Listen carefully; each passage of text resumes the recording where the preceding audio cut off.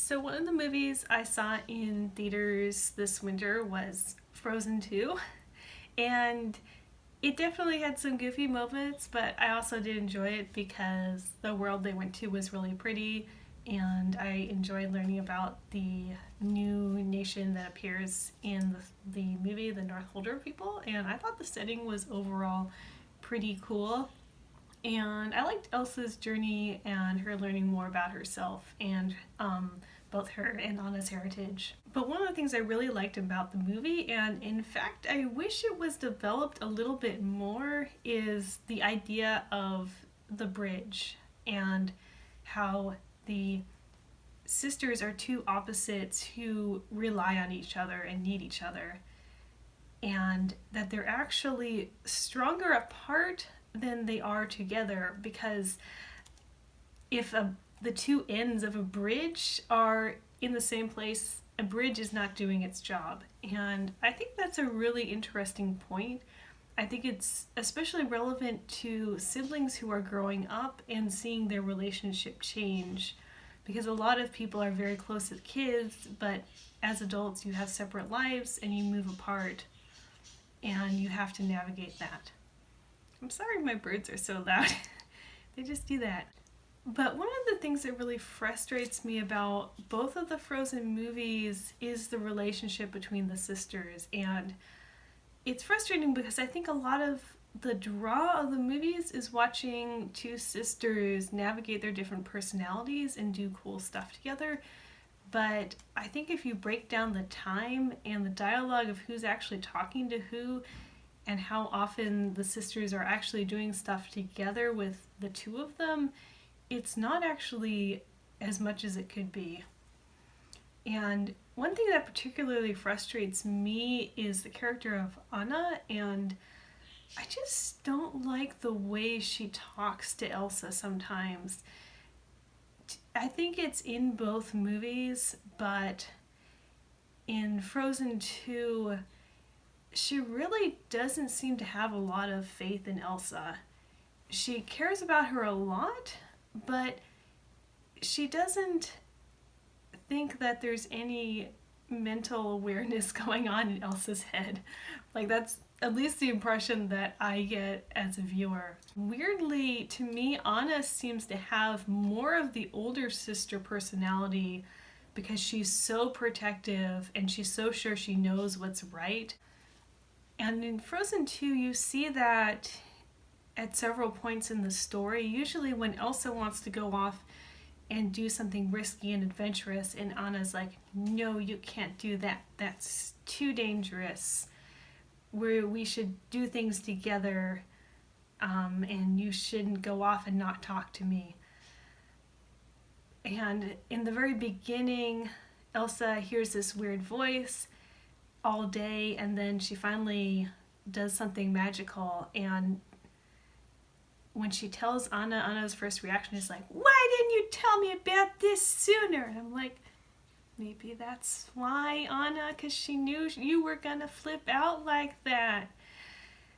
I feel like Anna would have been a lot more likable if she had, been more open to know what was going on with her big sister rather than going right into scolding mode. Like, just asking, like, wow, that's really weird. How long has this been happening and what do you think it means?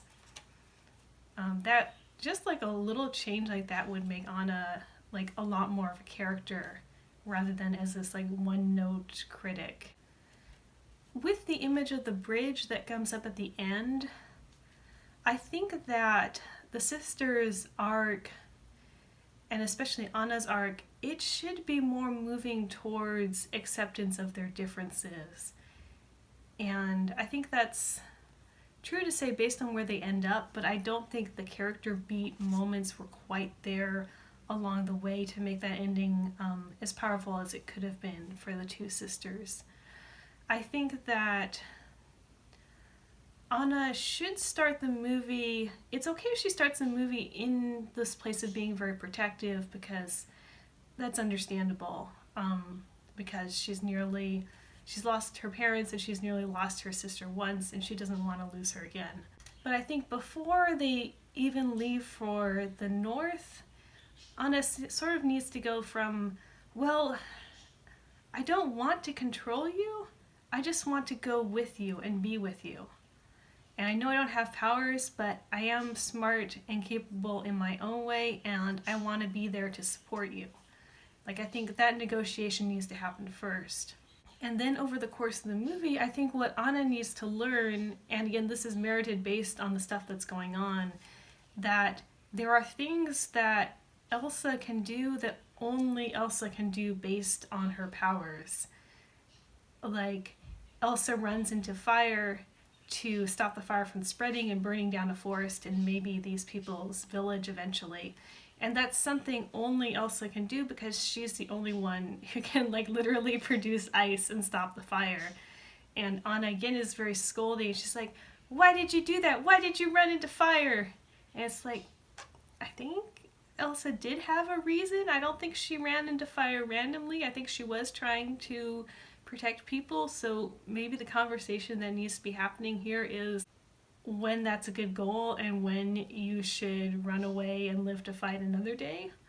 And that would have been, to me, a much more interesting negotiation to see happen between those characters rather than Anna just scolding Elsa again and acting like she just ran into fire for kicks, which is not what Elsa did. So my problem with Elsa as a character is she often is very extreme and violent towards Anna when she's trying to quote-unquote protect her. In the first movie, she got a ice giant to throw Anna and Kristoff out, and like they nearly died falling down a cliff. And then in Frozen 2, she sends Anna away by making this ice canoe and just like shoop, it goes down this cliff really, really fast and ends up in the water, and there's stone giants this time that almost kill Elsa. I mean, not Elsa, Anna. And it's like, wow, you're really putting her in danger in the name of protecting her, which doesn't seem right.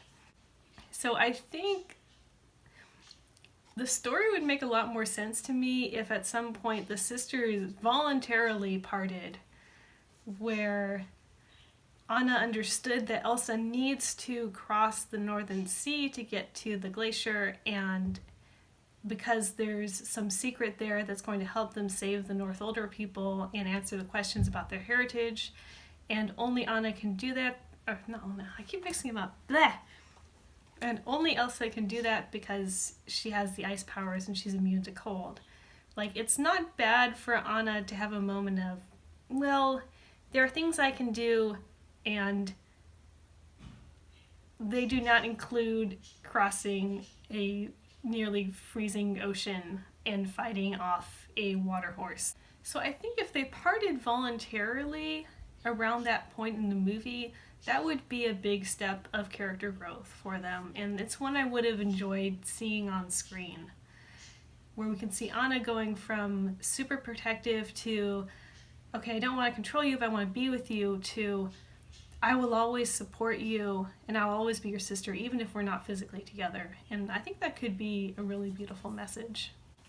I see Anna's role as less being the protector and more as being the voice of common sense, that she can bring Elsa back from her overwhelming feelings of guilt, which are Elsa's weakness, and ground her in reality again. Anna does do this at a few points in Frozen 2, which I like, because it's not just her scolding Elsa, it's offering her new perspective without invalidating her feelings. For example, Elsa feels like she might be the cause of their parents' death now, because the parents left looking for a cure or something to help Elsa's powers. And Anna's like, even if they were doing that for you, that's a choice they made, and you don't have to feel guilt about that.